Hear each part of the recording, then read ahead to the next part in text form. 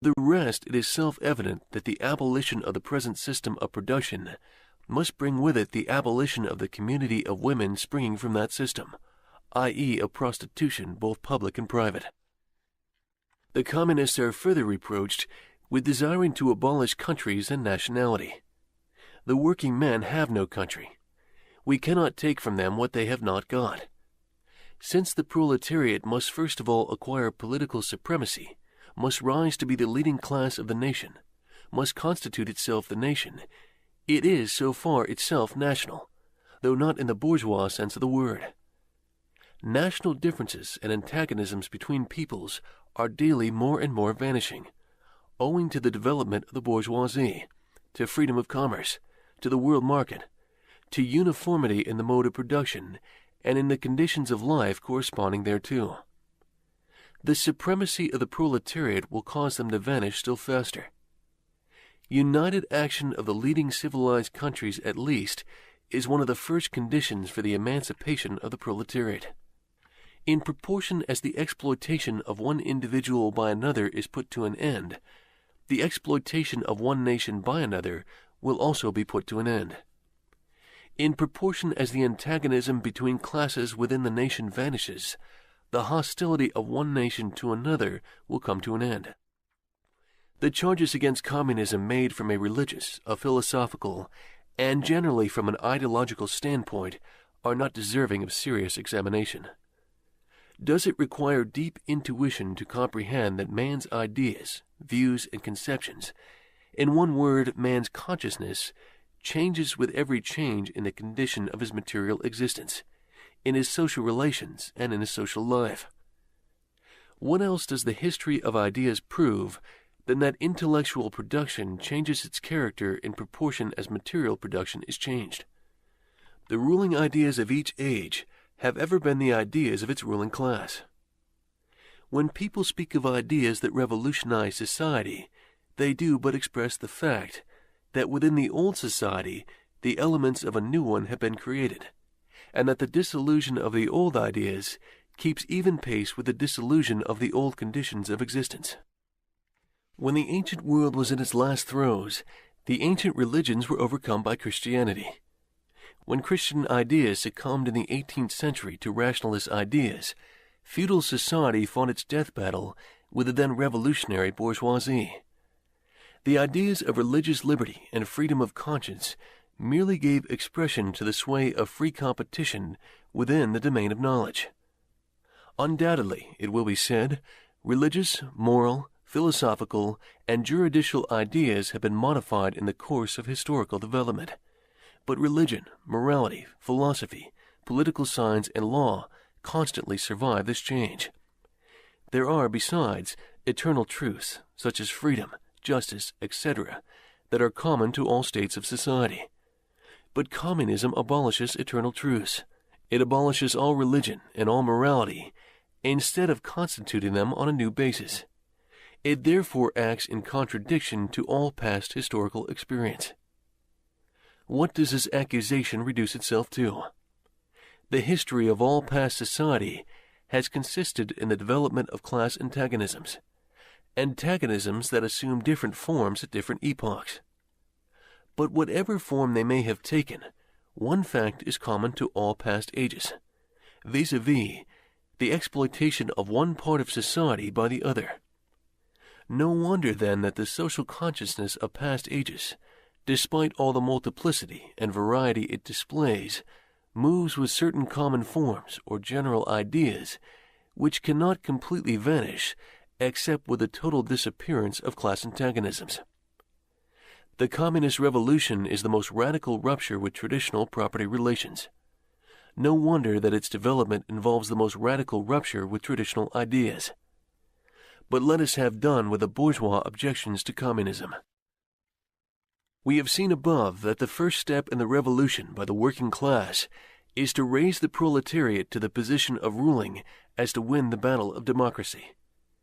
The proletariat will use its political supremacy to wrestle, by degrees, all capital from the bourgeoisie, to centralize all instruments of production in the hands of the state, i.e. of the proletariat organized as the ruling class, and to increase the total of productive forces as rapidly as possible. Of course, in the beginning, this cannot be effected except by means of despotic inroads on the rights of property and on the conditions of bourgeois production. By means of measures, therefore, which appear economically insufficient and untenable, but which in the course of the movement outstrip themselves, necessitate further inroads upon the old social order, and are unavoidable as a means of entirely revolutionizing the mode of production. These measures will of course be different in different countries. Nevertheless, in the most advanced countries, the following will be pretty generally applicable.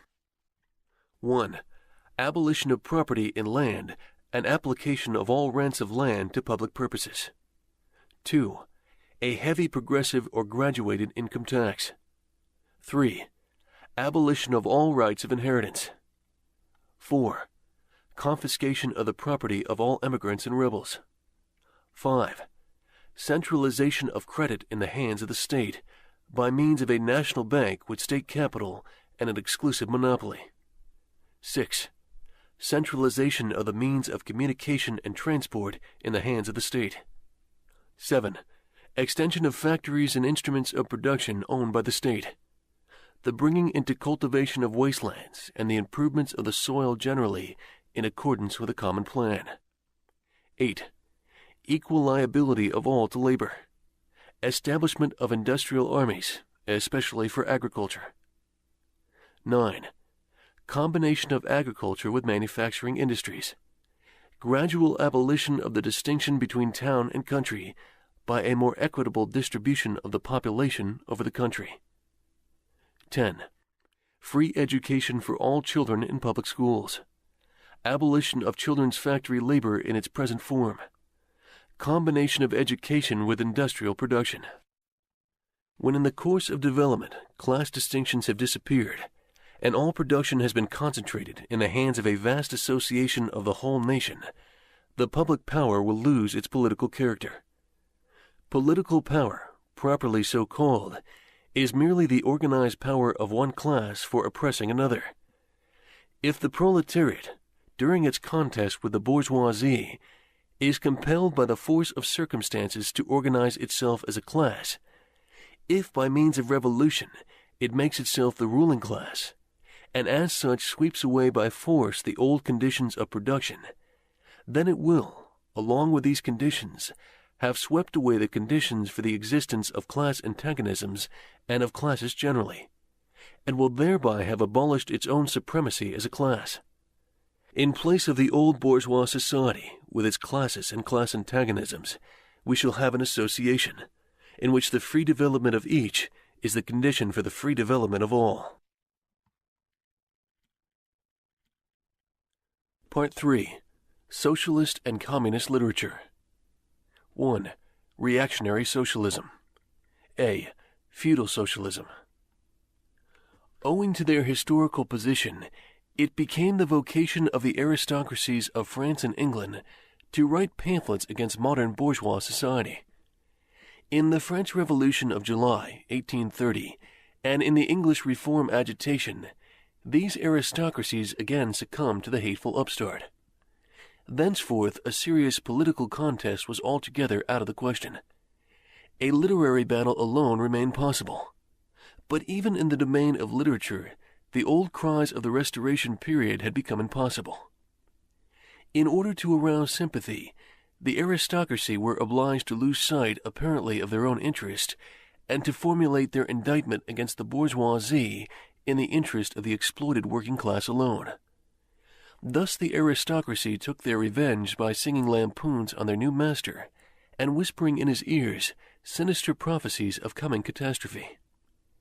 In this way arose feudal socialism, half lamentation, half lampoon, half echo of the past, half menace of the future. At times, by its bitter, witty, and incisive criticism, striking the bourgeoisie to the very heart's core, but always ludicrous in its effect, through total incapacity to comprehend the march of modern history.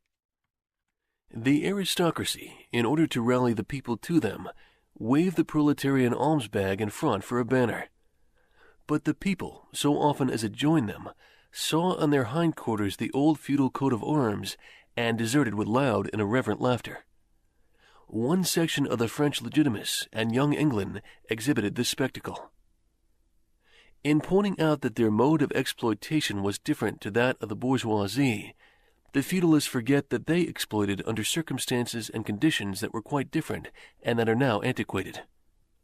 In showing that under their rule the modern proletariat never existed, they forget that the modern bourgeoisie is the necessary offspring of their own form of society.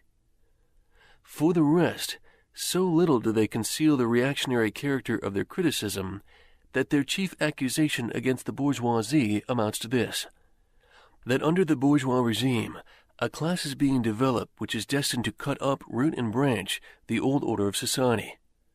What they upbraid the bourgeoisie with is not so much that it creates a proletariat, as that it creates a revolutionary proletariat. In political practice, therefore, they join in all coercive measures against the working class. And in ordinary life, despite their highfalutin phrases, they stoop to pick up the golden apples dropped from the tree of industry, and to barter truth, love, and honor for traffic in wool, beetroot sugar, and potato spirits. As the parson has ever gone hand in hand with the landlord, so has clerical socialism with feudal socialism. Nothing is easier than to give Christian asceticism a socialist tinge. Has not Christianity declaimed against private property, against marriage, against the state? Has it not preached in the place of these charity and poverty, celibacy and mortification of the flesh, monastic life and mother church?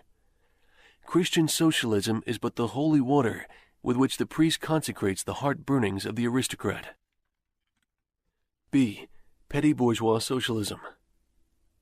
The feudal aristocracy was not the only class that was ruined by the bourgeoisie, not the only class whose condition of existence pined and perished in the atmosphere of modern bourgeois society. The medieval burgesses and the small peasant proprietors were the precursors of the modern bourgeoisie. In those countries which are but little developed industrially and commercially, these two classes still vegetate side by side with the rising bourgeoisie.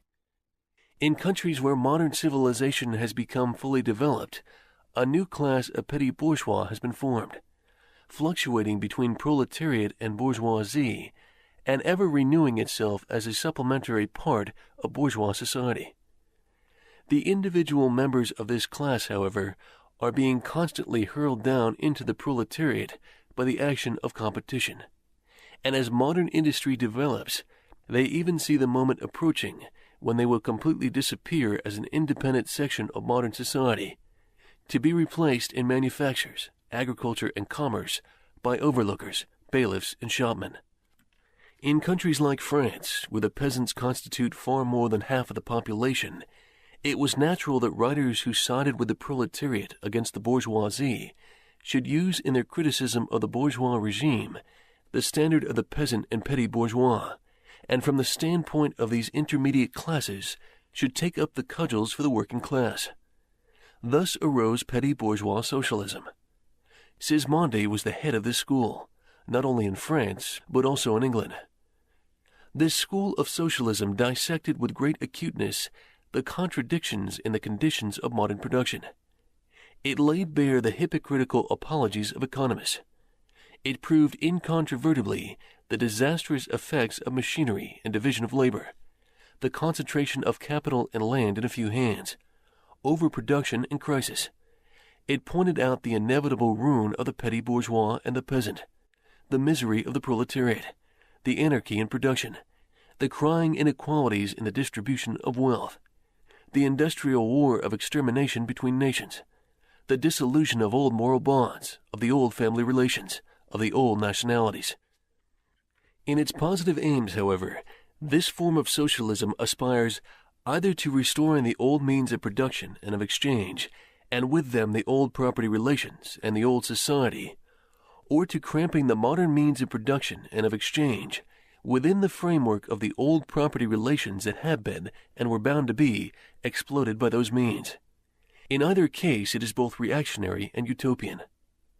Its last words are corporate guilds for manufacture, patriarchal relations in agriculture. Ultimately, when stubborn historical facts had dispersed all intoxicating effect of self-deception, this vanished still faster. United action of the leading civilized countries, at least, is one of the first conditions for the emancipation of the proletariat. In proportion as the exploitation of one individual by another is put to an end, the exploitation of one nation by another will also be put to an end. The rest, it is self-evident that the abolition of the present system of production must bring with it the abolition of the community of women springing from that system, i.e. of prostitution, both public and private.